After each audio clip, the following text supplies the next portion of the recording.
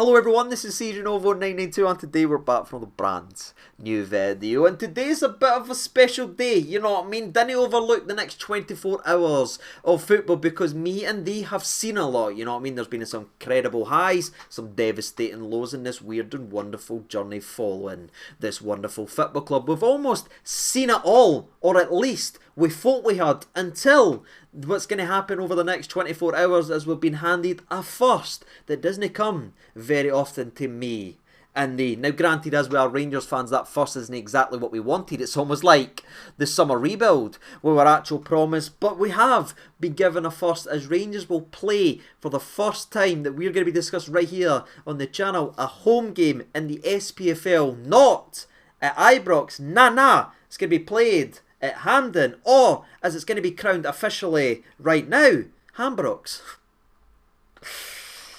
Do you ever say something and instantly regret it? But for the 32% of the people that are still watching today's video and hasn't clicked off after that horrendous joke, let's go ahead and talk about this game. And before you ask, no, I'm not changing the background to show a picture of Hampden, alright? I'm not doing it. And I'm actually wearing a first as well right here on the channel, wearing the old Danilo kit, if you will. So it is the true day of first. But I want to go ahead and talk about this game of football because there is a lot to talk about. I'm going to really break down the summer rebuild, our thoughts and feelings in terms of Rangers. Why, for me, there is genuine optimism to have as we're getting fuller and fuller in to the transfer market. We're going to speak about that, but also we need to speak about tomorrow's dance partner, and that is, of course, Motherwell. Now, it's got to be said that Motherwell started the season pretty poorly and they got a bad result in the opening day of the season. Now, unfortunately for every Rangers fan that's currently tuning in, it's a bit of a painful one to say that because they got the exact same result as we did, a scoreless draw. However, where we are in a kind of different scenario, Motherwell was at home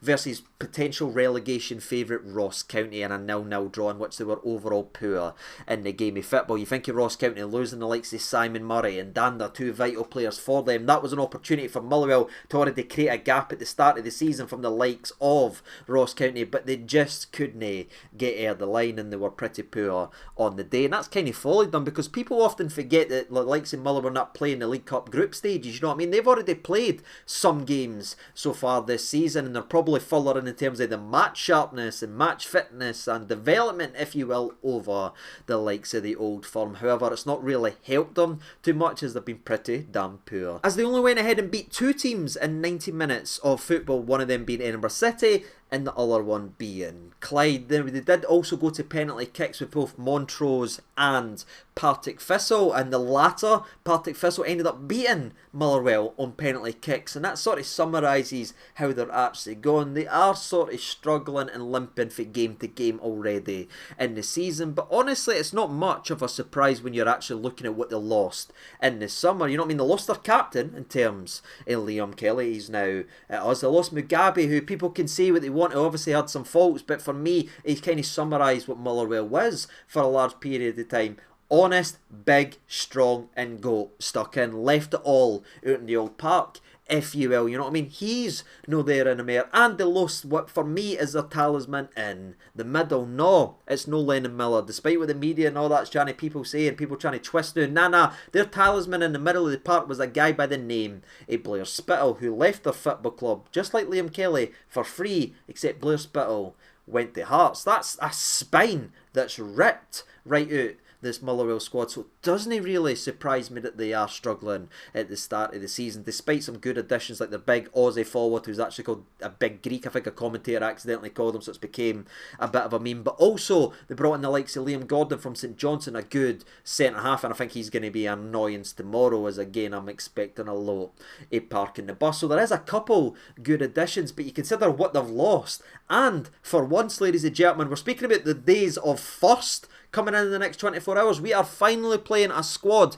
We finally have an opposition that is struggling as badly as we are for injuries, as Motherwell is in their own version of an injury crisis. It's the first time I think I've ever talked about an opposition having an injury crisis. I thought it was just guys in a Rangers top, but Motherwell actually come into this game tomorrow versus Rangers missing 8 first team players. The likes of Shane Blaney, who's very important for them, he just limped out the park versus Ross County. He's done for 6 weeks. Ross Callaghan, a bit of the hammer thrower you probably remember for the likes of Hamilton and that, kind of a symbolisation of what Scottish football is. He's not going to be there. That's probably a couple ankles saved in tomorrow's game. And so is the very talented young Lennon Miller, who a lot of people's talking about. I think if you asked a lot of Rangers fans some of the talent you wish were picked up in Scottish football, I'm pretty sure Lennon Miller would be in a lot of people's lists, along the likes of David Watson, Lyle Cameron, maybe even a Luke McCowan from Dundee as well. There is talent in there, but we often overlook it. I'm pretty sure Lennon Miller will be the next one where he moves on and becomes worth a lot of money and plays a lot of good football. We'll say, why we never done it? Well, we didn't do it, ladies and gentlemen, because we've actually seen them. They come from Scottish football and they've no got cool names. So we're not interested. That's honestly how I feel about our recruitment. You know what I mean? There's people in there like the likes of Lennon Miller, the talent in Scottish football, but we're never ever interested. But again, it is worth noting that Lennon Miller is listed as a major doubt for the game after having a bit of a knock during the pre-season / group stages, but playing in the Ross County game he was substituted off early, and again Stuart Cantwell aka David De Gea has confirmed that he's a major doubt for the game. So again, he's expected to miss it, despite probably the media clickbait that's actually out there. You've seen Lennon Miller Rangers. Yeah, he's probably not going to play, ladies and gentlemen, but that just summarises the lazy journalism that knows that he's probably not even going to play tomorrow. Which again, if you park with the people that they've lost and the players that's also missing for the game, you might be sitting here wondering, saying, what the hell are we going to be playing tomorrow? And that's a very good question, because normally I like to sit here and I try and bring you as much information as I possibly can from the opposition, so we sort of know what's going on. We pick out a couple of players and say, this guy could be important, this guy. That's usually what we do, but because they are missing so many first team players, I'm not going to sit and waffle and mention names I've never seen kick a football, because that's just silliness between me and they. But what I am pretty damn sure of that we will be facing tomorrow, and why, and I mean this no disrespect, right, I'm trying not to be disrespectful, why there is a major difference when the likes of Motherwell are missing 8 first team players than in actual Rangers, because the quality is completely different. Now stay with me for a few seconds before you think I'm being really disrespectful to the Motherwell side. I'm actually giving credit to the Motherwell squad, because what is the squad mostly built off? You get a couple of academy players, youth players here, and maybe some quote-unquote cast-offs from other leagues and other teams that they've at once. When they go back out, they're able to dip back into their academy. They're about to dip back in to the bench. They're picking up the reserves and putting them into the starting 11, knowing they'll get exactly the same level of effort than what they've been replacing the old starters. I mean, it wasn't too long ago that a certain 17-year-old was strutting about Ibrox getting his debut for Motherwell. It looked like he'd been playing there for 5 years. So it isn't a massive difference for me. Again, Motherwell are a very good squad in terms of bringing in players and being able to pick and promote within and giving them opportunities to play. And I think that's what we're going to be playing more. I think we will be head scratching saying, oh, who are we playing here? I've never heard of them before. But what you will get coming into tomorrow's game, ladies and gentlemen, whether it is an 11 or it is on the actual bench, is hard-working individuals who are trying their damnedest to take the opportunity they've been given because of so many injuries, trying to impress the Motherwell manager, trying to get a Motherwell future, and the opportunity to play Rangers, as you know, is a massive carrot dangled in front of a lot of players. Whenever you play against an Old Firm side, you always get 110% as this is it. This is when they can really make their names. This is when people are paying attention. So you're going to get motivated young laddies or motivated reserve players that are dying to prove a point to the manager and show what they're capable of Rangers. So aye, they might be injury ridden, but you know they're going to run their arse off tomorrow. And for me, from the first whistle, you'll see this squad day. This is, I think, the injuries arguably suit the way they want to play versus Rangers, because there will be no pressure on playing forward and getting people forward and committing and trying scoring goals. They've got the excuse now why they can park the bus, and that is what I'm expecting to see. The parkiest of parked buses that you will ever see at Hampden. Future young, youthful laddies running their pans in. That's what I'm expecting to see, while some experienced, clever campaigners that's putting the old fit in and slowing the game right down. For me, it might be the quintessential Motherwell performance. And that's me had my say on our Motherwell side that I think will be a mixture of experienced campaigners, frustration, and young laddies running their pans in. But moving away from the old Motherwell side, I want to get to the Rangers side, as there is a lot to talk about. And I'll be honest with you, I'm actually pretty alright where we're going. You know, I'm feeling a wee bit optimistic for the first time in a wee while. I'll tell you something, I feel a lot better than I did a week ago and then gone into the Dynamo game. I'll tell you that for free. And a lot of that is based on the actual game, despite what people are saying and everything. I know it's not the perfect result. I know we never went there and won the game. The performance wasn't exactly at the highest level as well, but there was little patterns in that game, and the way we went about our business, the way we achieved what we did, a score draw versus a Dynamo squad that scored 9 goals in the previous round with 8 different goal scorers, with the team that we fielded in that game, which again for me, I stand by after checking the stats after I posted that video. It is our worst side that we've ever put out in terms of an 11 for a Champions League qualifier. All those little things, to get a draw, to take it back, unfortunately not to Ibrox, but back to our home territory, if you will, is a good result. And I think maybe we've been spoiled over the last couple of years with the Europa League run and some of the phenomenal European nights that we've actually had, that people, I think my age and older, aren't surprised or shocked at the likes of a 1-1 draw away from home. That was a bit of a staple for a while. I think a lot of people will agree with me. It's almost a wee Walter special, if you will. Go away, make sure you didn't lose, and do your job at home. Bit of a throwback, and I certainly hope we go ahead and do that. But again, all of us, whether you're happy, mad or sad or glad right now, went into the game midweek saying we just need a positive result. We can't go and get beat. Just get a positive result, as that might spark us. Well, ladies and gentlemen, we did get a positive result. That last gas goal gave us a wee bit of something, and now we have the perfect opportunity to build on for that versus a Motherwell side that's coming into this game not playing great. We need to come away from this weekend with the first win of our season, a convincing first win of the season, by the way, and build towards what's coming in midweek. So that's where I sit regarding the team. I'm feeling a little bit better and a little more positive regarding everything, really. But again, that can all change very quickly, as it is in football. As we always say, it's a funny game. You could be playing bad and momentum could swing the other way, or it could just keep downing you and putting you, slapping you down in the dish. Didn't do that to me, Rangers. I'm starting to feel happy again, and a lot of that is because we're starting to get a little bit closer now to seeing players I think that need to start the game. Because I want to talk about the manager, I want to talk about the failed rebuild, and I want to talk about the negativity that's actually out there, because I understand it. And for me, when I think about all of those, I'm feeling a lot of sympathy and I'm feeling a lot of frustration. And it's sympathy, frustration. That's how I feel for Phil Clement, because on one hand, I realise this man is coming in here and he's getting the brunt of the mess that's been left by him by failing managers that's been here before and incompetence for a board level. This man's almost a fall guy with all this landing on top of him, lads. Years of mismanagement and mistakes and failures and bad signings are all piling up and sitting right on this guy's doorstep, and there's no much he can do until he clears out a lot of the wages that's sitting in the house not being involved in the actual game that's choking this actual club. Now, I feel like we've made a step in the right direction with a lot of the free agents.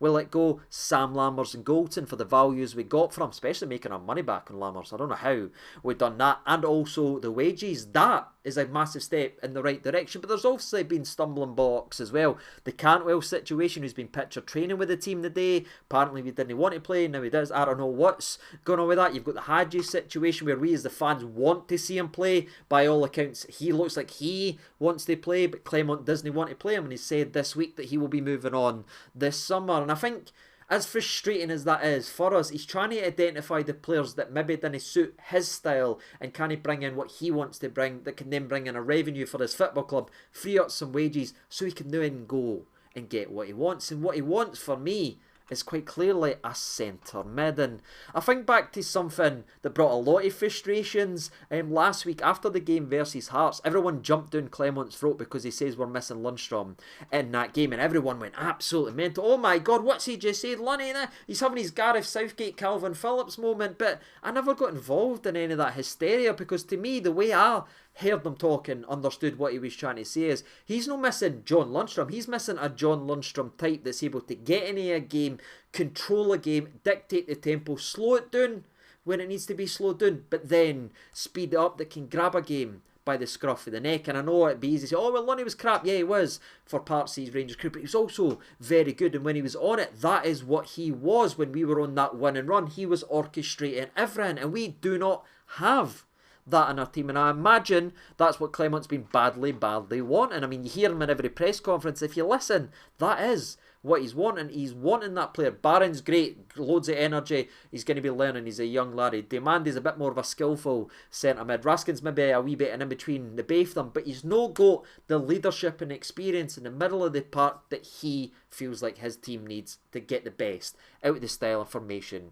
he's been wanting to play in. And again, pulling it back to the Hampden stuff, I'm sure all this has played a part in it as well, why it's handcuffed this team, because not only do you have the embarrassing wage bill and some of the wages we've paid, you've then got the Ibrox situation we're in, where all that money's flying out the door, sponsorship money and everything like that, and then we're needing to pay for Hampden, pay for this, commit to that, money flying here, there and everywhere. And in a perfect world, if none of this crap was happening, Clement would probably have his centre mid. His probably name would be Kenny McLean, because that's how it looked like it was going to be happening. Probably for the betterment of all the fans, by the way, because I don't think many were actually happening with Kenny. But that's not happening anymore, as the funds aren't there. It's been abundantly clear. Clements came out and said it before he got his lease pulled. Expectations and everything like that weren't met, because everything is constantly changing. Now, I know he backtracked on a lot of it, but again, that's just pulling the manager back, and we've seen that before over the years at any football club. So he's no got his centre mid, so that's where he gets a lot in my sympathies. But he's got his centre back, but he's not playing them, and then that's when it turns to frustration. And for me, there's so many times where I look at Phil and I see he's doing so many things right, but then he does things wrong and it drives you absolutely crazy. And we're at a point now as a football club where the fans have tuned out with certain players, like the Scott Wrights, the Ben Davises, the John. People are turning out and they're just not going to agree with them being in the football club much longer. I think we can all agree with that. It's got to the point that every time they're in a starting 11, the entire team goes like this. The entire fan base goes like this. It hits us like a lead balloon, because we know we can't achieve what we want to achieve as a football club with them being there, but they keep getting flung down our throat. And that's where I'm hoping now, going into this weekend with the result that we got, where I've been doing in the trenches, that he makes the changes that need to be made, and we can start building up as a football club and building back up as a fan base. It needs to be now. We've reached the point. Robin Proper is fully fit and ready to go. You brought him into that. I know you've not got your centre mid. I know you might not have the striker you exactly want. I know you might not have all this, but you've got your centre back you wanted. So go ahead, stop faffing about and actually play him over guys that shouldn't be playing, and that will start building us all in the right direction. I mean, Robin is fully fit, ready to go. He's already said it himself. We've already heard it for Clement. He was fully fit midweek, but he wasn't given a selection because it's very difficult to go out there and pick a right curtain colour that's going to complement your couch to bring perfect feng shui to your room. I get it, it's difficult, but you know what's more difficult, Phil? Pulling the jersey on for Rangers and winning trophies. Take the kiddie gloves off and chuck in our boy. Our new centre back is needed, and again, it can get everybody going in the right direction. Czerny is a slightly different situation, because again, unlike Robin, he's not fully fit, he's not ready to go, he's not had a full pre-season at his previous club. So if we didn't start him at the weekend, or the Mora, I should say, fair enough, I understand it, but give him more minutes and keep building him in the right direction. What I didn't want to see is the same back four of Davies and Suter and Scott Wright. The likes of Scott Wright, it's done now. Please just let it be done. I feel so bad for the lad he constantly flung to the Wolves. This club used to be so cutthroat with pressure and performance that if you never played to the level you're supposed to be playing, you got bombed out. No, oh, I'll give him 15, 20 minutes. Oh, I'll start him again because I feel bad they got subbed off. No, stuff that crap. We want to be a successful football club. These players can't be starters. It's no new. It's been years upon years upon years. And again, I said it in my last video, but I feel bad for Scotty Wright. Scotty was alright when he was in the background as a squad player, because that's what he was signed, a free transfer to be a squad player. And he came off the bench and he would run and he would stretch defenders, cause a wee bit of havoc, score a couple big goals. He is not a starter for this football club. It's clear to everybody. Please let the embarrassment of midweek's performance, let it be clear to Phil.